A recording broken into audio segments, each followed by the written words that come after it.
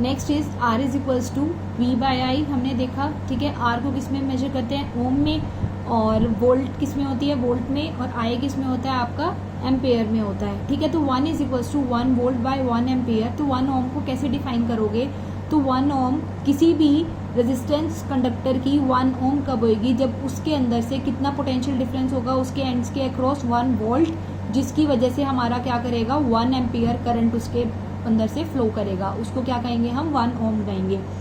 अब इसकी दो यूनिट्स, बिगर यूनिट्स होती हैं, किलो ओम और मेगा ओम, ठीक है। किलो ओम कितना होता है 10 की पावर 3, मेगा ओम कितना होता है 10 की power 6 ohm. Next is variation of electric current in a conductor with the resistance of conductor at constant potential difference across the conductor.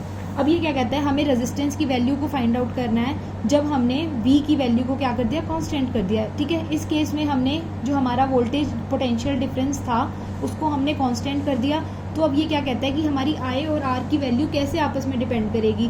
तो हमने क्या देखा कि हमारा R और I क्या होता है, इन्वर्सली प्रोपोर्शनल होता है, ठीक है। अगर R की वैल्यू इंक्रीज करेगी तो I की वैल्यू डिक्रीज करेगी, अगर R की वैल्यू डिक्रीज करेगी तो I की वैल्यू इंक्रीज करेगी। तो ये यही कहता है, अगर सपोज करो R की वैल्यू को डिक्रीज करके R/2 कर देते हो तो करंट की वैल्यू क्या हो जाएगी, डबल हो जाएगी, 2I हो जाएगी।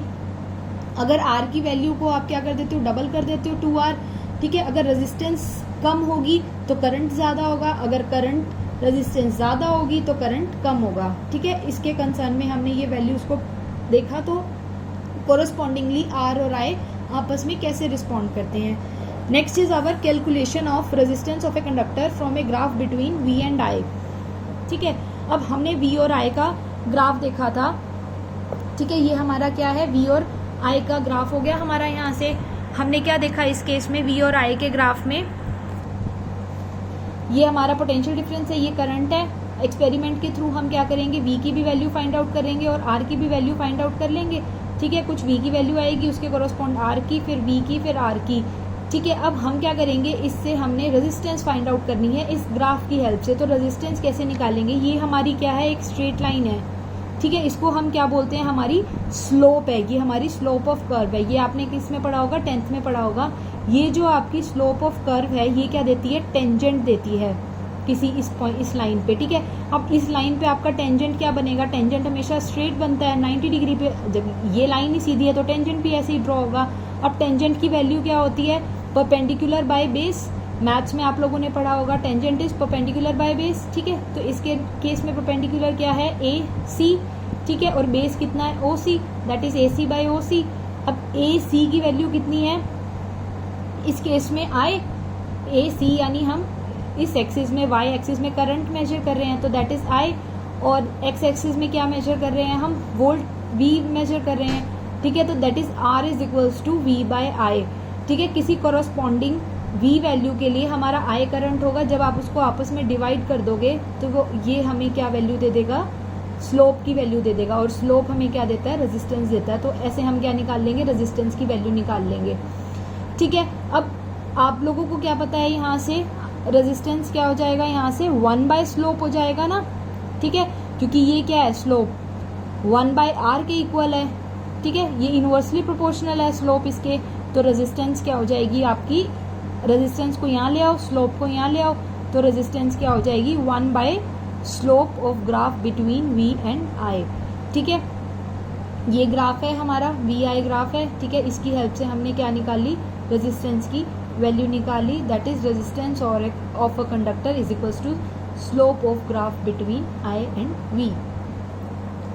अब हमारे इन दोनों ग्राफ के बीच में डिफरेंस क्या है, अगर आप लोगों ने नोटिस किया हो तो ये कौन सा ग्राफ है, VI ग्राफ है, ठीक है। पहले किसको लिखा हमने, X एक्सिस को, फिर क्या लिखा, Y एक्सिस को। X एक्सिस पे क्या है आपका वोल्टेज, ठीक है, Y एक्सिस पे क्या है आपका करंट। तो ये क्या है आपका VI ग्राफ। नेक्स्ट इज आपका, अब X एक्सिस पे क्या ले लिया आपने, I, और Y पे क्या ले लिया, V ले लिया, ठीक है। अब हमने इसको उल्टा कर दिया तो दैट मीन्स रेजिस्टेंस भी उल्टी हो जाएगी। अगर रेजिस्टेंस उल्टी हो जाएगी तो अब ये कहाँ चली जाएगी, न्यूमिनेटर में चली जाएगी इस केस में। तो अगर हम VI ग्राफ लेते हैं तो स्लोप रेजिस्टेंस किसके इक्वल होगी, 1 बाय स्लोप के इक्वल होगी। अगर हम IV ग्राफ लेते हैं, ठीक है, ये हमारा IV ग्राफ है, पहले X एक्सिस लिखते हैं फिर Y एक्सिस हम, ठीक है। उस केस में जो आपकी रेजिस्टेंस होती है वो किसके इक्वल हो जाती है, स्लोप के इक्वल हो जाती है, बट वी आई ग्राफ में वो 1 स्लोप के इक्वल होगी, बट आई वी ग्राफ में वो किसके इक्वल हो, डायरेक्ट इक्वल हो जाएगी slope of graph between this.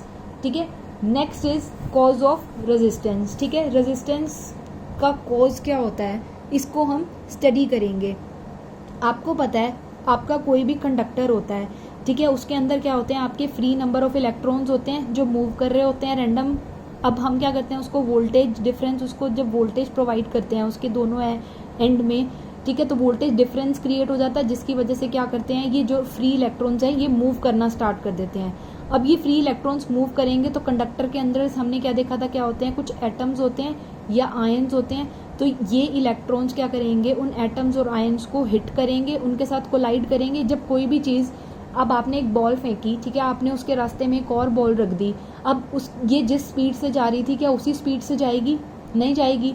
जैसे ही वो बॉल को हिट करेगी, फर्स्ट बॉल की स्पीड क्या हो जाएगी, कम हो जाएगी सेकंड बॉल से। ठीक है, अब जैसे ही एटम्स और आयन्स से क्या करेंगे, कोलाइड करेंगे, तो इनकी स्पीड क्या हो जाएगी, कम हो जाएगी। अगर इनकी स्पीड कम हो जाएगी तो ये क्या करेंगे, इलेक्ट्रॉन्स को अब फ्लो नहीं करने देंगे जैसे वो पहले कर रहे थे। अब क्या करेंगे, उसके मूवमेंट को अपोज करेंगे। सपोज वो ऐसे जा रहा था, सामने कोई एटम या आयन आ गया, तो अब ये उसके मूवमेंट को अपोज कर देंगे। इस मूवमेंट को अपोज करने से क्या होगा कि जो आपका कंडक्टर है, आपके कंडक्टर में जो करंट की वैल्यू है वो क्या हो जाएगी, कम हो जाएगी। ठीक है, अब ये वैल्यू कम कब हुई, this opposition to the flow of electrons due to the collision between the free electrons and ions in a conductor is known as resistance। ये जो इलेक्ट्रॉन्स की ऑपोजिशन हुई to the flow of current, ठीक है, flow of electrons. अब ये electrons move कर रहे थे, आयंस और एटम्स बीच में आ गए, इन्होंने क्या किया, उसकी स्पीड को कम कर दिया। ठीक है, अब यानी इसकी मूवमेंट को अपोज कर दिया इन्होंने, तो इसी को ही हम क्या कहते हैं, रेजिस्टेंस कहते हैं कंडक्टर की। अब तक जो हमने रेजिस्टेंस पढ़ी, हमने उसका कॉज समझा कि ये रेजिस्टेंस कौन करता है, जो हमारे एटम्स और आयंस होते हैं वो क्या करते हैं, अपोज कर देते हैं उसके मूवमेंट को। ठीक है, और यही क्या होती है, हमारी रेजिस्टेंस होती है। Now we will study some definitions. What is a good conductor. Good means अच्छा कंडक्टर। अच्छा कंडक्टर मतलब जो अपने अंदर से ज़्यादा करंट को फ्लो करेगा। ठीक है, you know R is equals to V/I। अगर हमें ज़्यादा से ज़्यादा करंट चाहिए तो दैट मीन्स रेजिस्टेंस क्या की वैल्यू क्या होनी चाहिए, लो, वेरी लो होनी चाहिए।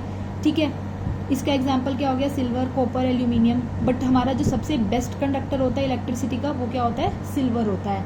Next is poor conductor. Poor मतलब गंदा कंडक्टर। गंदा कंडक्टर कौन होगा, जिसके अंदर से क्या होगा, करंट की वैल्यू कम फ्लो करे। अब करंट की वैल्यू हमें कम चाहिए, दैट मीन्स हमें रेजिस्टेंस क्या चाहिए, ज़्यादा से ज़्यादा रेजिस्टेंस चाहिए, दैट इज पुअर कंडक्टर। और ठीक है, अब हम क्या करते हैं, हम कंपेयर करते हैं कि कौन सा अच्छा है, कौन सा गंदा है, बुरा है हमारा। ठीक है, अब आयरन जो होता है वो क्या होता है, पुअर कंडक्टर होता है सिल्वर से, क्योंकि सिल्वर सबसे बेस्ट कंडक्टर है।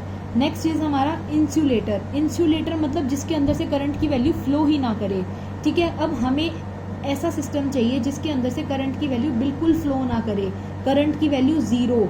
ठीक है, अगर कुछ something upon zero that is infinity.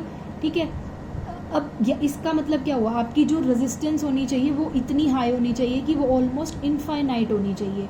ठीक है, तो वो क्या होगा, आपका इंसुलेटर होगा। जैसे रबड़ हो गया, ड्राई वुड हो गई, प्लास्टिक हो गई, ये सब क्या है, इंसुलेटर के एग्जाम्पल्स हैं जिनके अंदर से करंट फ्लो ना करे। Next is resistors. रेजिस्टर हमने पता कि ये वो कंपोनेंट होता है आपके इलेक्ट्रिक सर्किट में जो रेजिस्टेंस प्रोवाइड करता है।